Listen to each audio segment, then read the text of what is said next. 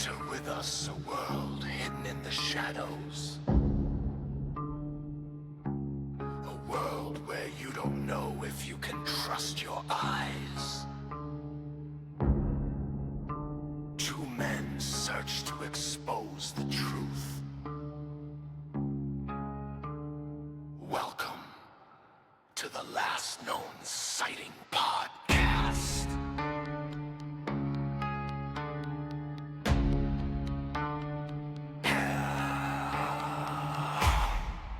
Hello, everyone. Welcome to the Last Known Sighting Podcast. My name is Nathan, and just wanted to introduce myself and then eventually my host. Just kind of get into why we wanted to start this podcast to begin with. I think both of us, at least myself, I wanted to start this because I've always been interested in the world hidden in the shadows, as one could say. Talk about the mysteries. Uh, me and my host here, me and him have talked countless hours about things that have interested us by the campfire and in the hot tub. So yeah, I just kind of wanted to start something where we can talk about what interests us and ask questions that I don't think other podcasters are asking, or go into areas that I don't think other podcasts are going into in this area. Yeah, I think Nathan, you hit it on the head. I'm Kaylen, by the way, and Nathan and I go way back, and we have so many memories of talking about interesting things like this, and we just decided to put it on camera and see what happens. We've always had an interest in UFOs, and me personally, especially UFOs and ancient civilizations, trying to figure out, what kind of technology they had, why we can't understand how things are built, were designed, and yeah, we'll share some personal experiences too if we have them. But yeah, let's get it started, Nathan. And I would say we've had countless debates on this kind of stuff too. Yeah, you need that with this type of topic. Oh, for Everyone's sure. gonna That's what have their makes own it opinion. fun. Yeah. So the first episode that we decided to cover is one of my personal favorites. It's the Travis Walton story. I stumbled across this story years ago on YouTube, and I just kind of was just enveloped in the story because it seems so believable to me that we wanted to cover this on our first episode. So, little backstory to the Travis Walton abduction. He was a logger in the 70s with a crew of guys. They were on their way home. It was a late shift that they had driving through the forest. There was a glow that they saw through the trees. They went around this bend where there was a clearing, and they saw what they describe as a UFO just hovering above the trees. And based on Travis's account, he gets out of the truck and runs toward this UFO. And this is where I want to stop here and ask Nathan this question. If you saw a UFO, Nathan, coming home from work, it's late at night, you're with your coworkers, you're tired, you just want to get home, and you see something so crazy like a UFO, would you run toward it? Would you gun it in the truck, get away from it as fast as possible? What would you do in the situation? That's a hard one because it's always like, yeah, I would do this in this situation. You know what I mean? But it's like, yeah, no, you're never going to do that. You're full of shit. You know what I mean? But I don't know. I guess it all depend on my mood. If I was drinking at all. Right? Well, you'd be a But logger operating at a chainsaw, so I'd hope you wouldn't be drinking too much. true. Well, I mean, it's after work, you're on your way home. Nothing wrong with a couple roadies, right? But Right off the bat, we I don't condone drinking and driving on this podcast. We're already making mistakes here. But And anyway, we have never done it either. yeah, hypothetically. Yes. But I don't think I would run towards it. I think I would be kind of cautious. I would be very, I don't know, I think I'd be probably be pretty, yeah, I'd be very cautious. I think I would want to get closer to kind of get a better look, but I would not freaking run towards it. No. Yeah, Unless I'm absolutely hammered. But again, we don't condone drinking and driving or anything like that. Remember, folks. yeah. That's the craziest thing that I found in this story right in the beginning is Travis gets out of the truck and runs toward this thing. And that's where the real event happens. He gets out, he goes toward this thing, and uh, it sends a beam of light at him, knocks him backwards.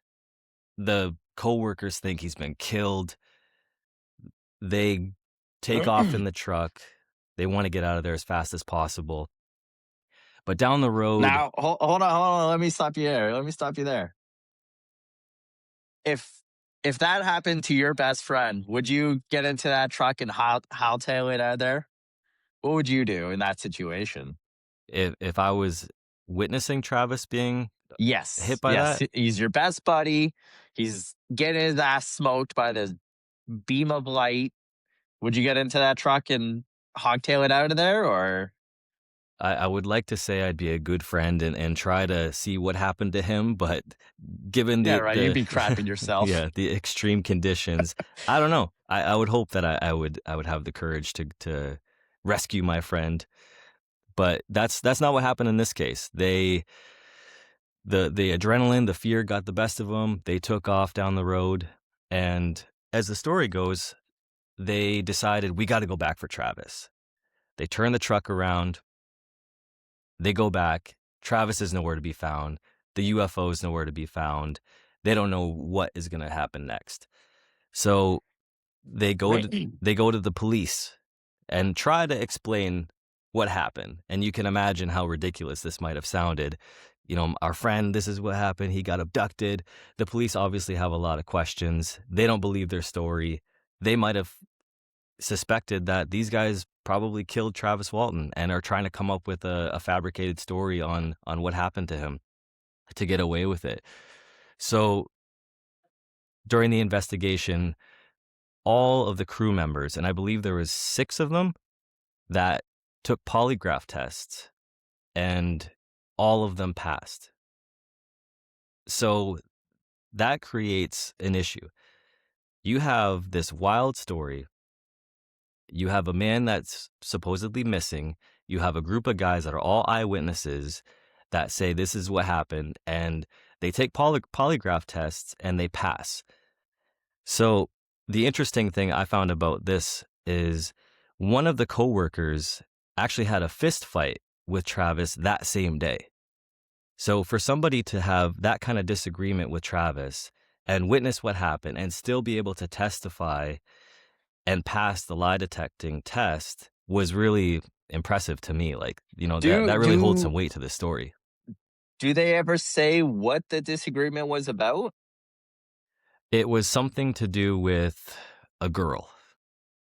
Oh, okay. Yeah, from what I understand. And yeah, I mean, there was a fight, and this guy testified on Travis's behalf that he was abducted by this UFO. So after the polygraph tests, Travis is still missing. He ends up being missing for 5 days. And during that time, Travis recounts getting hit by this beam of light, getting thrown backwards, and then he wakes up inside the UFO on what he thinks is an operating room table. There's these strange beings around him. I think he said there was 3 of them. They had slender bodies, big eyes, big head, and they were trying to repair him. So whatever beam of light that was shot at him did some kind of damage to Travis because he was in a lot of pain when he woke up.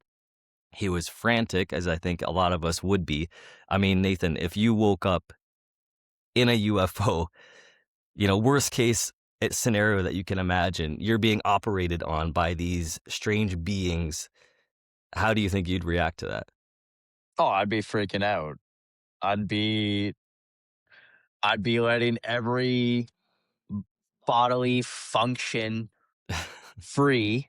I'd be crapping myself. I'd be pissing myself. Yeah, I would be freaking out. It would I can imagine it'd be absolutely terrifying. Yeah, for sure. And I think that's exactly what happened to Travis. He had a fight or flight moment, and he was manic in this experience. He grabbed some kind of object off of a table and was swinging it at these beings, trying to fight them off. So these beings apparently were trying to calm him down telepathically, and it wasn't working. They leave the room, and another being comes into the room. But this one looks different. It's not the classic, slender body, alien looking being. This one looks like a human. And Travis feels like they did this. Maybe they shapeshifted. Maybe it was a different type of species of these beings. But this person comes in and he seems relaxed. He seems non-confrontational. He has a little smile on his face. And what I found interesting about this is he has like a fishbowl helmet on. And he comes to Travis, doesn't say anything to him, but he just kind of reaches out his hand in a welcoming way. And he calms Travis down, and he shows him around this UFO. And Travis is still pretty upset, pretty panicky, as I think any of us would be. So that's what is going on inside the UFO. They end up dropping him off in the middle of the woods, close to where they abducted him. Travis is disoriented, doesn't know what really happened. He ends up looking down at a town, and he can walk there. He's weak, he's dehydrated, but he manages to get to this town, get to a phone booth, and calls home. Now, I'm sure this was a very emotional time for him, like just being abducted and finally returning, to where they dropped you off. Because he probably thought, I'm dead. I'm never coming home. Like I'm going to be tested by these beings, and this is not a good situation for me. They drop him off. He gets to the town, calls home. I'm sure the family was relieved, to finally get some closure to this, because this has been 5 days that he had been missing. So the police obviously have questions for Travis.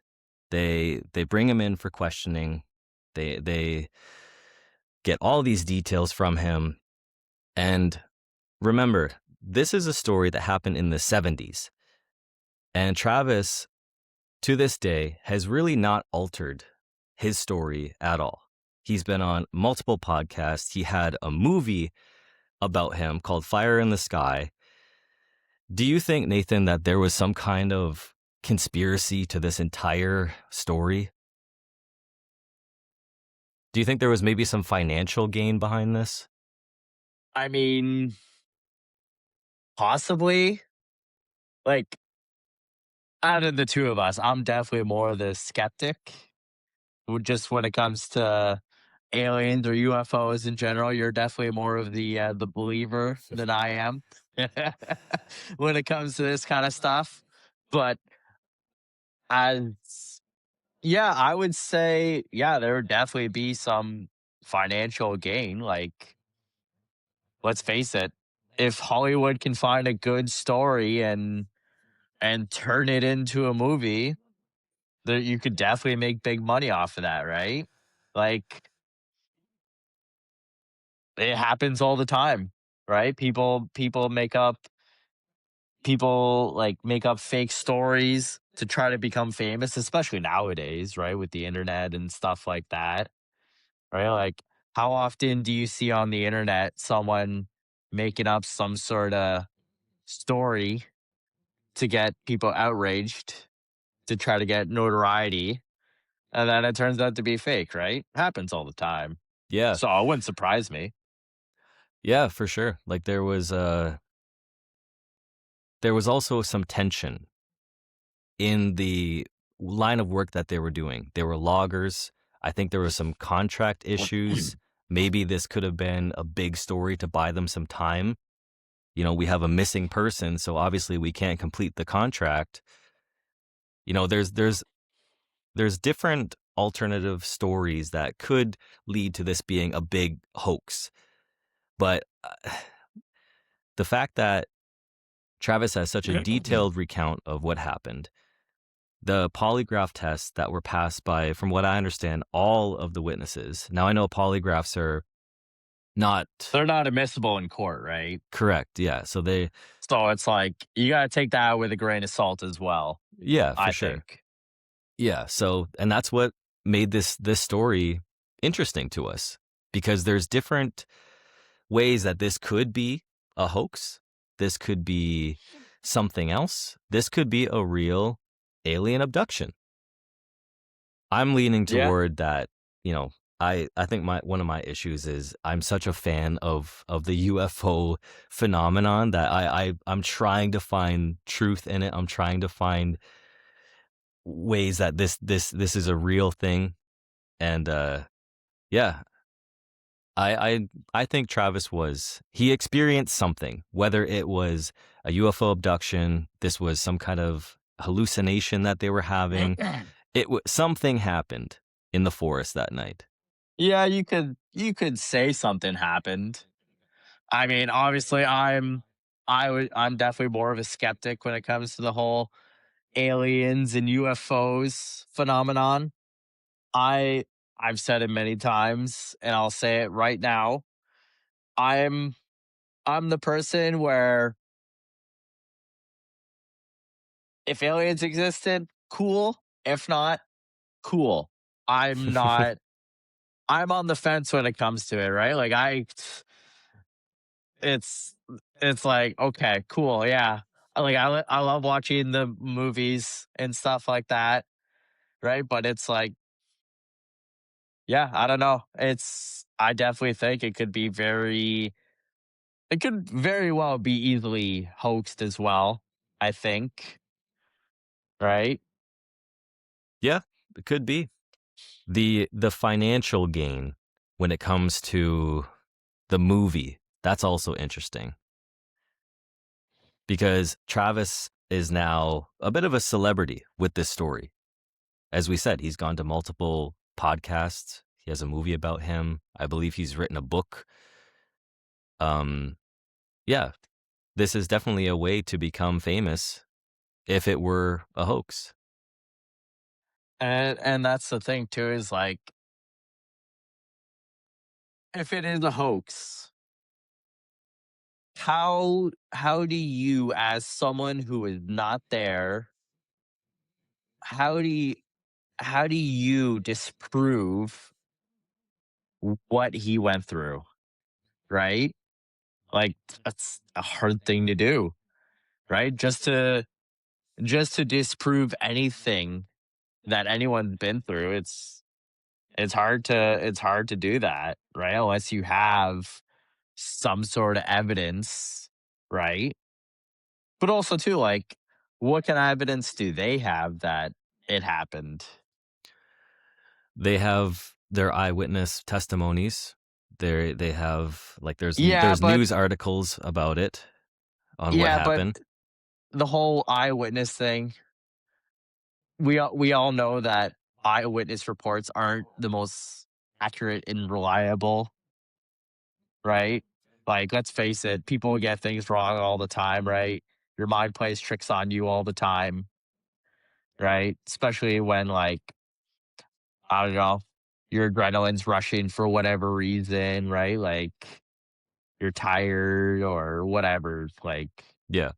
Yeah, there's also, like you said, like the adrenaline, there's false memories that could have been, you know, implanted in Travis during his recovery. It's yeah, it's a crazy story if it's true. yeah. Now, my question is So we have the eyewitness reports, right? Which again, we know that can't always be 100% relied on because like things happen, people's minds get jumbled up or whatever, right? So my question is there any physical evidence of some sort of craft being there? Is there any physical evidence on Travis's body? Other than him feeling, the pain of being hit by the beam and his suspect that they were trying to repair him, that's all he really has on like pain of his body. There's also like little discrepancies in his story where one case he falls backwards after being hit by the beam, lands in a rocky area. Another story is he gets hit by the beam, lands in a more grassy area. And that people are saying, okay, well, why was there no cuts? Why was there no bruises if he supposedly landed on the rocks? The other interesting thing, speaking of physical evidence, is Travis recounts people going back to the site where he was abducted, and something was different about the area. The trees were different. The side of the tree that was more in the area of the beam of light had a different growth. I don't know if it was dying more on that side or if it had grown more on that side. So there's obviously Did some they kind not of did they not really go into that more? in what I've seen so far of the story, I don't think they go too much more into that. But that's what Travis recounts, that somebody had gone there, looked at the trees, and there was something different about them. I believe it was that they were growing at a faster rate on that side where the UFO was. So there obviously was some kind of like radiation effect to it or something like that. Where yeah, some sort of radiation effect where for whatever reason the plants grew twice as fast as they normally would. Yeah, something like that. And you think that this can be backed by, nuclear explosions. You think of like Chernobyl. There's different things about the plants that are there. There's different things about the animals, like mutations. So this does hold a little bit of weight if it's true.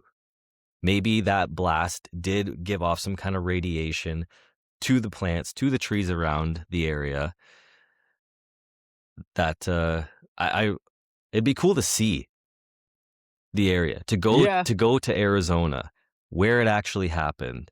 If you can pinpoint where Travis was abducted and see for yourself, what do these trees look like? Is there anything different about this area? I think that would be really cool. That's if that area was still around in the same condition it was in, Yeah, it could be right? different now. I mean, they Like were, it could be all chopped down now and there could be homes there for all we know, right? yeah. Like did no one take pictures of the area where it happened? Like are there no police reports with photos of it? Like There's news articles, but you got to think this is in the 70s. Nobody had yeah, but they smartphones still had cameras. Yeah, I mean, I'm sure there's some kind of evidence. We'll see if we can find some and put it up on the screen. If not, we just can speculate that the scene was different. In some way, shape, or form, according to the uh the accounts that have been given. Yeah. One thing that was Right. also interesting is Travis has not changed his story over all these years. There was a little bit of financial momentum that he got, but I mean, he's a much older guy now. I believe he was like 21 or 22 when this happened. He has really dedicated his life to this story. And Yeah. I think if you were gonna do a hoax, I mean, that's commitment to do this story, to put yourself I out there mean, is it depends how much. I guess it depends on how much money you're getting off of that hoax, right? yeah, Like if you're getting a lot of money off of this hoax, you're gonna try everything you can to keep it going, right? yeah, that's true. And he's still going. He's a much older Yeah. man now and he's still telling the same story. Yeah. Now, So when I listened to the Joe Rogan podcast with him, I think I remember him saying something, and you can confirm nor deny this. I can't. I'm just trying to remember. But I think didn't he say there's something like the area where the light struck? Didn't didn't he say that that area was turned to like glass or something like that? Or some sort of or the sand or whatever is turned into some sort of crystal. I know that there's an effect on lightning strikes on sand. So Yeah, there could because be. I remember him saying that. So I was like, wasn't he mentioning that like when the area where the light struck him or whatever, that area like had like some sort of crystal or whatever that was made, just like if a lightning struck there. It could be. I mean, if you have that kind of power coming from this UFO, like who knows what the source of it was or how they could achieve that kind of beam of light that can affect the whole area and somehow not kill Travis Walton. Obviously did some kind of damage because they brought him aboard and tried to fix him. Yeah. Now, let me ask you this. Why would they bring him onto the ship and try to fix him? What are your speculations as to why they would do that? Or what speculations have you heard as to why they would do that? Maybe they don't have the ability to, jump out and fix him. Like if you think if they have a medical area of the UFO with all the tools that they need, the right lighting, the operating No, table, no, they could. I understand that, but why did they do it? What purpose would it serve them to fix him, to help him? Maybe because they didn't mean to do it. Maybe this could be a proximity thing. These these Accidental? these UFOs have this gravity around them or this radiation around them that maybe if you get too close to it, that's just a side effect, is it will shoot out and hit something that's close proximity to it. Maybe they didn't even mean to hurt him. Kind of like a self-defense mechanism? It could be that, or just like a reaction to getting too close to it. And they didn't mean him any harm and they wanted to fix him and then return him back. Now, have you read or seen any theories as to other than like they accidentally hit him or whatever, they didn't mean to, why would they would do that? No, I don't really know. No? Even the sighting in general. There's so many accounts of UFOs hovering close to the ground, standing still, that they allow people to see them. They allow people to get close to them. And then there's others that are off in the distance and they disappear. They're in the line of sight 1 second and then in a blink of an eye they're gone.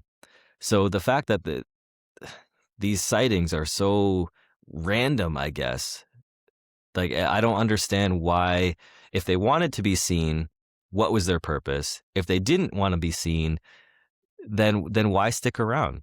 They would have seen the headlights of the truck coming. They would have sensed that, they were going to be spotted and they would have got out of there. So if the UFO was really there, it would have wanted to be seen. And Well, maybe, and that go ahead. sorry, go on. Maybe, Go on. maybe they didn't expect these humans to get out of the truck and run toward it too. Maybe they thought Yeah. they would just see how these humans react from a distance. Yeah. But also too, like what you were saying there, sometimes they want to be seen, sometimes they don't or whatever.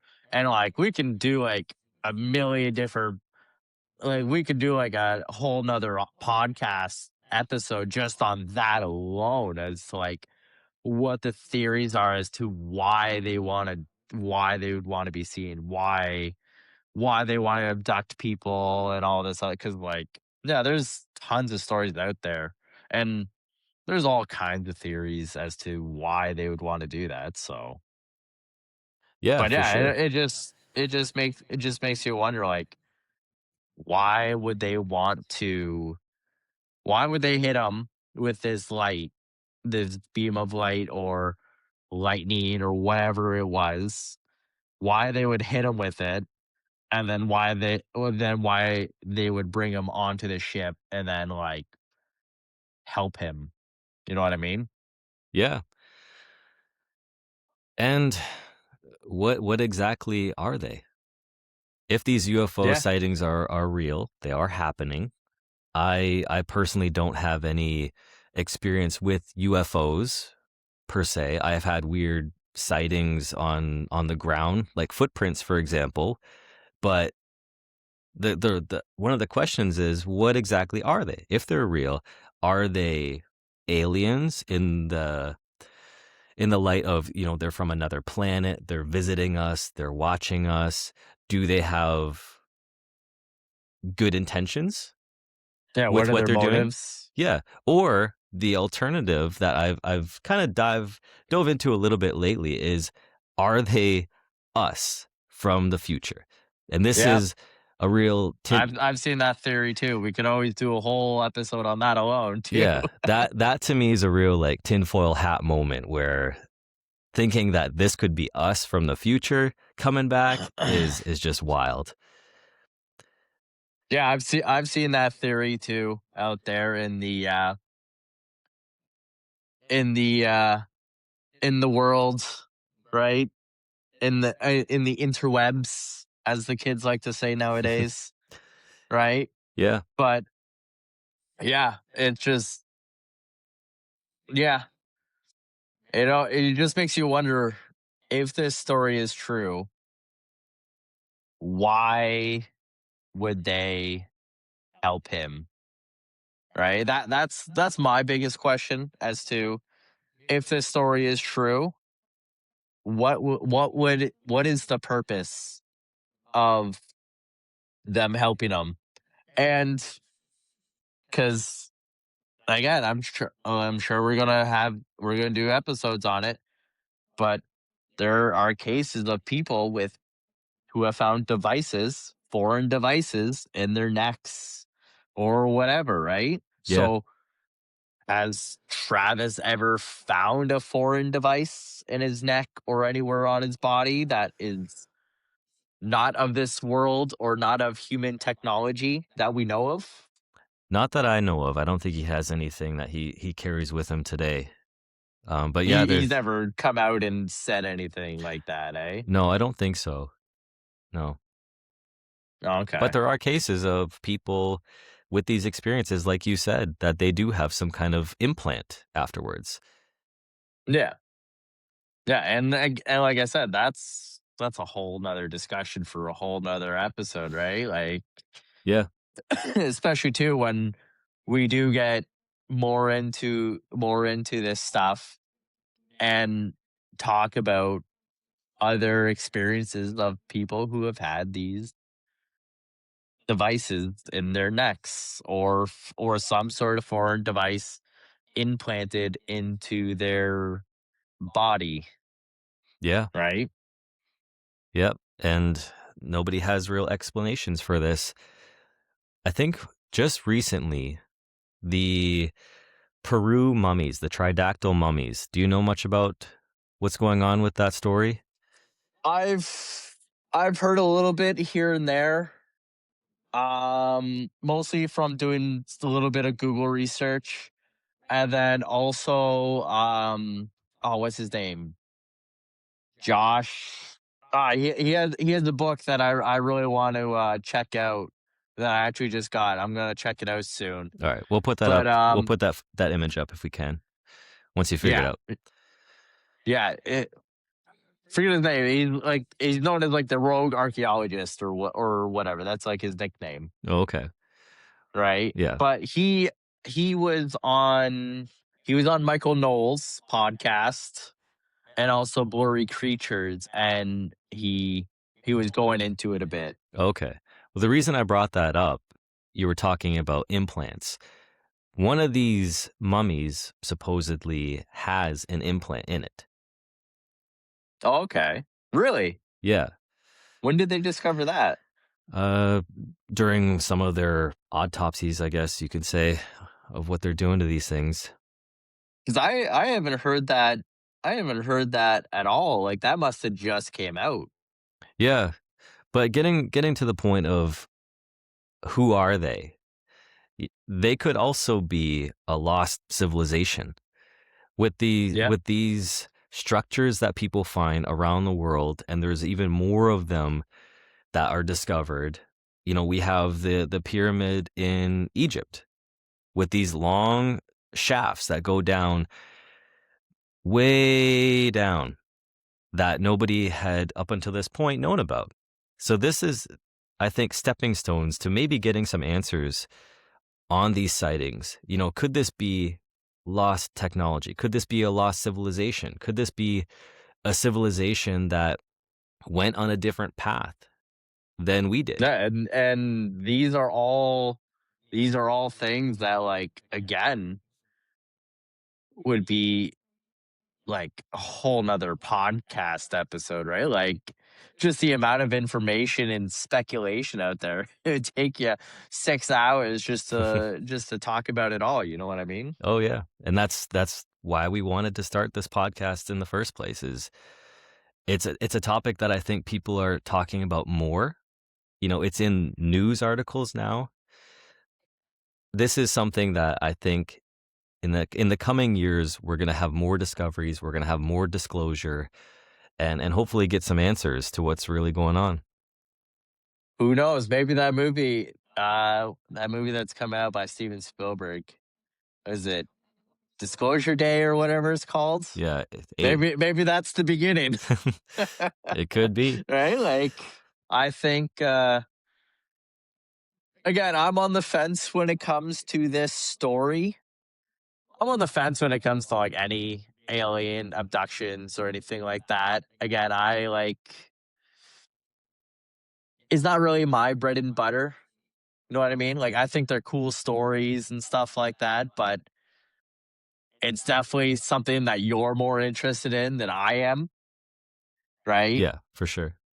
But again, I think this is why both of us wanted to do this is so we can talk about the stuff that interests us, right? Like you like to talk about this stuff. And yeah, I think it's super interesting. And you're more knowledgeable about it than I am. And I'm always willing to learn more about it. Yeah. I mean, it's super interesting. The fact that there's a real chance that we're not alone out there. And I always think of it like this. We are on this little ball that we call Earth, and we're in the Milky Way galaxy, and there's millions and millions of planets inside that galaxy, and it just grows and grows and grows to an incomprehensible number of galaxies and possibilities for life. To think that we are so special, that we're the only planet that's inhabited, to me is like it just seems crazy to me. There's got to be a reason why the universe is so big. You know, we're just a single grain of sand on a big beach. Now, I have a question for you, but I'm going to leave it for a later episode that I think we could get more in depth into this kind of stuff, All right. right? So we don't stray too far from the topic, right? But no, for sure. It does baffle the mind of how big this world, how big our universe is, and then just wondering what is out there. Yeah. Right? Same thing with on the earth. I think it's like what we've only discovered what like in the ocean alone, we've only discovered what 3% of the species that live in the ocean, something like that. Well, we know more about space than we do our own oceans. Yeah, exactly. Like it's crazy. Yeah. And I also think, going back down to my rabbit hole rants, is, how do I want to say this? What makes us so special to be, you know, investigated by these beings that are so much more advanced than us? I look at it like this. It's the same thing that we do to ant colonies. Some of us walk over ant hills, don't think twice about it. Others spend our whole life investigating them, learning how Yeah, they researching the ants. yeah, how they operate, how do they make their holes, like there's different chambers, so that it's interesting to them. We're much higher beings than ants, but we still have that interest. So why can't it be the same if these superior beings are out there? Maybe they're just watching us. Maybe they're observing us. Maybe they're studying us. Maybe they're trying to help us. Maybe they're trying Yeah. to guide us on our path. Yeah. Now, to bring it back to the Travis Walton story, do you think that they could have been doing any research on him at all? Like, do you think there's any credibility to that? Like, maybe they like actually meant to abduct him and do some research on him? Yeah, I mean, there's always that possibility because he doesn't know what they were doing to him. He knows that he was hurt. He wasn't hurt. He felt better, when they dropped him off. So whatever damage they caused to him, they fixed it. But in the meantime, while they had him, sure, why not do some tests, some studies on them? Yeah, because like what I'm thinking right now is they sometimes they want to be seen, sometimes they don't, right? Like, what if they they wanted to they wanted to do research on humans, and instead of just flying over and sucking up someone into their ship, they decided to attract someone to their ship, and then so they don't, like, maybe they're just lazy. Like, we're not gonna go out and find them. We'll have someone come to us, right? Like, Yeah, but like, what if? maybe with their technology, they are lazy, just like You we never are. We know. are as humans Or using it'd our be technology. like in the movie Wall-E, where all the humans are flying around really fat on the shit on their chairs and stuff like that. Yeah, maybe we're just funny to them. Yeah, you never know. Like, we could just be a big joke to them. Yep. Well, I think we covered a good topic here. I think so too. I think it was a good first episode. And if anyone does decide to watch this episode and watch our show and watch us grow and help us grow, please comment. If you have any constructive criticism, we're all willing to hear it, right? Anything to make this show better, I am all ears, Yeah. right? And just I I I am excited to start this journey into going into going into this world of shadows and trying to find the truth of what is happening in our world and in our universe. And with that, that's a wrap. Thanks, buddy. Thank you. Bye, everybody. See you later. Thank you for joining us on our adventure in uncovering the mysteries of the world hidden in the shadows. We hope to see you on the next episode to uncover the truth on the Last Known Sighting podcast.